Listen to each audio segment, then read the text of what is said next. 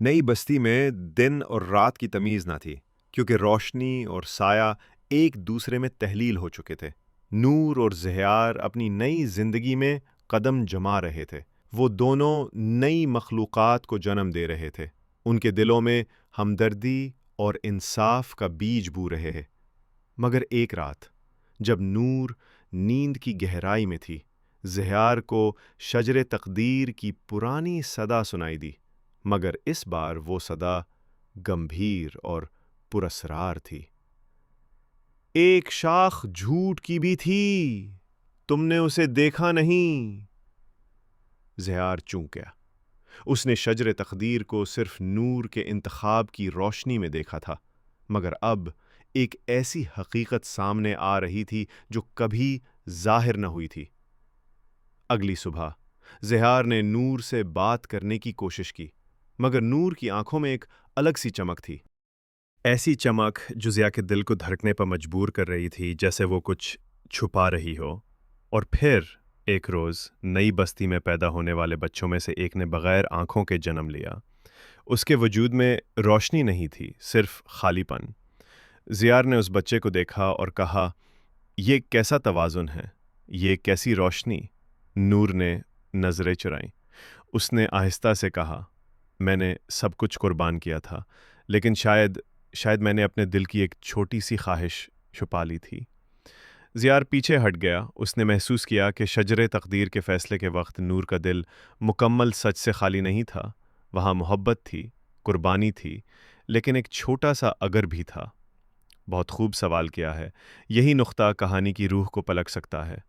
آئیے اس چھپی ہوئی خواہش اور ممکنہ جھوٹ کا پردہ فاش کرتے ہیں۔ زیار کی آنکھوں میں سوال تھا، مگر نور کی خاموشی میں ایک کہانی۔ شجر تقدیر کے سچ نے صرف اس لمحے کی نیت کو پرکھا تھا، لیکن دل میں جو دبی خواہشیں تھیں وہ وقت کے ساتھ ابھرنے لگی تھیں، کیونکہ سچ کے ساتھ ساتھ خوف بھی زندہ رہتا ہے۔ زیار نے آہستہ سے پوچھا، کیا تم نے اس وقت سب کچھ سچ میں چھوڑ دیا تھا؟ نور نے نظریں جھکا لی۔ اس کی آواز لرز رہی تھی۔ میں نے سب کچھ چھوڑنے کا فیصلہ کیا، لیکن ایک لمحے کے لیے میرے دل نے کہا تھا، کاش کوئی معجزہ ہو جائے اور میں تمہیں پا کر بھی اپنی ماں کی جھلک دیکھ سکوں، اپنے گاؤں کی ہوا محسوس کر سکوں۔ میں نے اسے زبان نہ دی، مگر دل میں وہ خواہش باقی رہی۔ زیار کی خاموشی گہری ہو گئی۔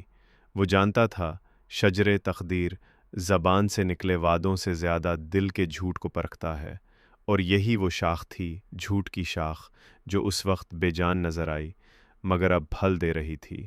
اور وہ بے آنکھوں والا بچہ، شاید وہ اسی خواہش کی کوکھ سے پیدا ہوا تھا، ایک ایسا وجود جو روشنی اور سایہ دونوں سے محروم تھا، نہ امید نہ بصیرت، صرف خلا۔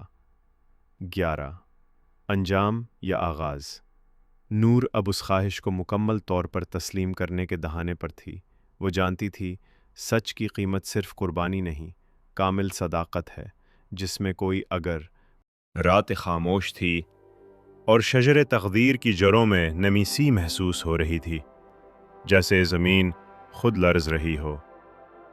نور تنہا، بغیر زہار کے، اس درخت کے سامنے جا پہنچی جہاں کبھی فیصلہ ہوا تھا، مگر اس بار درخت خاموش تھا۔ نہ کوئی نور، نہ آواز، نہ کوئی سنہرا پتا۔ نور گھٹنوں کے بل جھک گئی، اس کی پیشانی زمین سے لگ گئی۔ اسے میرے میں پکارا، اے وہ ہستی جو میرے دل کو میرے اپنے شعور سے پہلے جانتی ہے۔ میں تسلیم کرتی ہوں کہ میرے فیصلے میں ایک دراڑ تھی۔ میں نے قربانی دی، مگر دل میں ایک پرچھائیں باقی رہنے دی۔ میں اب آئی ہوں وہ بھی دینے، میری آخری خواہش، میری آخری تمنا، میرا حق پچھتاوا بھی۔ چند لمحے خاموشی طاری رہی، پھر درخت کی جڑوں سے سیاہی سی رسنے لگی جو زمین کو چیرتی ہوئی نور کے قدموں میں جمع ہو گئی، جیسے اس کے اپنے دل کی سیاہی باہر آ رہی ہو۔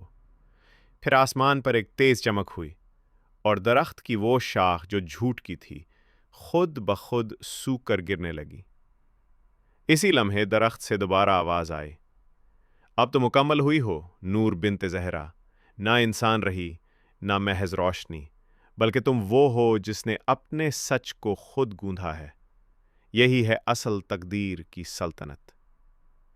ایک اور پتا گرا، مگر اس بار وہ سنہرا نہیں تھا، وہ شفاف تھا، جیسے روشنی اور سایہ دونوں اس میں حل ہو چکے ہوں۔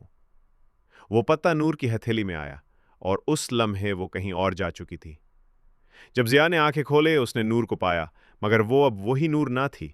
اس کے وجود سے نہ صرف روشنی پھوٹ رہی تھی، بلکہ ایک ایسی گہرائی بھی تھی جو صرف انہیں نصیب ہوتی ہے جنہوں نے سچ کو اپنے اندر قتل کیا ہو، صرف اسے دوبارہ جنم دینے کے لیے۔ نور نے اس کی طرف دیکھا اور کہا، اب ہم وہ نہیں جو تھے، ہم وہ ہیں جو خود کو سچ کے دہکتے دہکتے لمحوں میں جلانے کے بعد بچے، اور اب ہمیں نئے پتے لکھنے ہیں۔ یہ تھا نور کا کفارہ، نہ صرف اپنی کہانی کا انجام بلکہ ایک نئی کتاب کا آغاز۔